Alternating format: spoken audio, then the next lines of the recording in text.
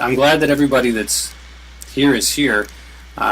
We have some of the protesters from Occupy Wall Street with us tonight, and we've been basically fielding conversations and interviews with them all weekend long. The Collective Perspective has had a total of 5 reporters in the field this weekend, and we attempted a feed from the San Francisco chapter, but there was mic issues. There are a number of other chapters that we're going to be interviewing, but they are actually not quite off the ground yet. Philadelphia is going to get started on Tuesday, and if you're unfamiliar with the Occupy movement at this point, I suggest that you turn off the TV, and that will probably help things along. We're going to go ahead and just try to get some descriptions of what it is that they experienced, what their motive was for going to these protests, and where they see them heading, and if there is any particular demand or central cause that they experienced as part of the Occupy movement. So let's start with Caleb Banas and Tegan Hartman. Thanks for joining us. Thanks for representing us, or definitely representing me, while you were in New York this weekend. So thank you. No problem. So can we start with the basics? I mean, what was the impetus? What got you and Tegan to say that you wanted to go to New York this weekend? Well, Caleb got me to go, because usually I don't. Well, that's not true. I don't know. My interest in it was mainly to learn and to experience it, and I know what I believe as far as what they're protesting, and I completely agree with it. So I figured, hey, why not go, see what it's all about, see what we can do as a majority. And I was kicking it on the internet as I typically do at work because I have nothing else to do. And I've had a lot of financial hardships happening in my life right now, and I just kept seeing all this stuff about the movement online on Facebook, and I thought to myself, well, this certainly looks like a crunchy hippie party.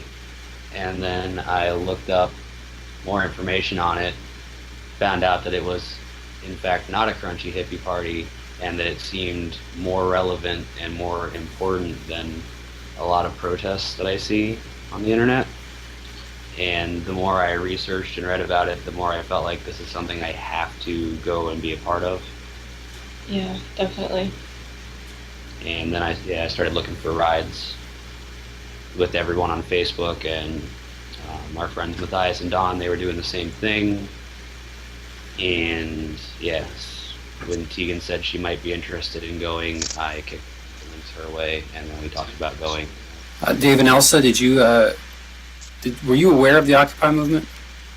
Yes. Yeah, we were. Have you been following it at all? Uh-huh. Yeah, Definitely. actually we have. Are you considering maybe joining the LA chapter? I believe there's going to be one out here in Riverside, which is about 15, 20 minutes away from us. So it's actually closer than Los Angeles. And it's I think tomorrow is the first day, if I recall. People are going to start gathering around the City Hall area of Riverside. And Riverside is really well known for kind of taking that initiative out here in the Inland Empire. I would say if anywhere, that's probably where it would start. Wouldn't you agree, Dave? Mm-hmm. Yeah, because there's a lot of it's a big student population. And they're fairly proactive in getting involved with this kind of thing. So I'd expect to see that there'd be some kind of a showing. Well, Caleb and Tegan, what kind of advice would you have for someone like Elsa and Dave who are going to be going to a rally for their first time? Well, it depends on if you're planning on staying there overnight. Yeah, it's big. If you're planning on staying overnight, then make sure you are prepared, really. I mean, I felt like I was slightly underprepared because I was optimistic about the weather. We showed up in a very cold, pouring rain, and conditions did not change a whole lot. Which, where you're at, I doubt if it would be super cold, but No, it's actually really warm out here. yeah, if you stay wet long enough, it still sucks though. So, if you're gonna stay long, bring tons of clothes and good shoes, water. Like, I know in New York, donations are keeping everything afloat. So if you can donate food or water, bring that. They'll love it. Yeah. And do you recommend taking children? Because we have two. We have a 10-year-old and a 13-year-old. And I think if we went, we'd really want them to be part of it. But we were discussing this the other night, and we weren't too sure about taking them, Just because I think that they would be, like, because they're that old, I think they would do just fine.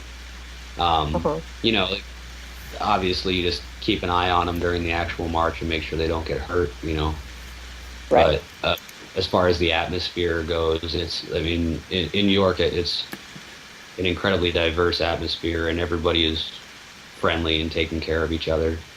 The police we experienced, they weren't being violent or for the majority of them, they weren't being, they were being less absurd than I was planning on them being. make sure that you know what the regulations are as far as shelters. Because when we got there on Friday night, the cops came around and yelled at us for tying a tarp to a tree to make a shelter. So we basically had to make a makeshift shelter that was not freestanding. Right. We basically had a plastic burrito. Yeah, pretty much. We laid a tarp over us to sleep on, or to sleep under. James asked, he said, about bringing children, what do their kids think about it? What do they feel? Our oldest is quite interested in it because we keep her up on sort of the issues and the causes that Anonymous has been sort of championing and the things they've been sort of fighting for. And my oldest daughter really enjoys it and really thinks that it's, in her words, awesome. I think it's just sort of about time. And the younger one is sort of, it's going to be over her head. She has high-functioning autism, and a lot of the stuff they're talking about is neither here nor there for her, but she does enjoy being in different settings where there's like people, because she likes to watch and explore the interactions. So we're hoping that she'll find like sort of a diverse range. We wouldn't bring them without explaining, especially with Matavia, we wouldn't bring her without explaining exactly why we're there. That'd be sort of pointless to bring her if she didn't understand what we're doing with it. Oh, yeah. Our reporter Matthew, who is also the featured artist for an Underground Mainstream this month, was in at Wall Street on Friday night from New Jersey, and he was documenting a lot of things that were going on for use in a film. And one of the things that he noticed was there was an Egyptian woman that he was speaking with, and she had her child with her. And when some police activity was going on that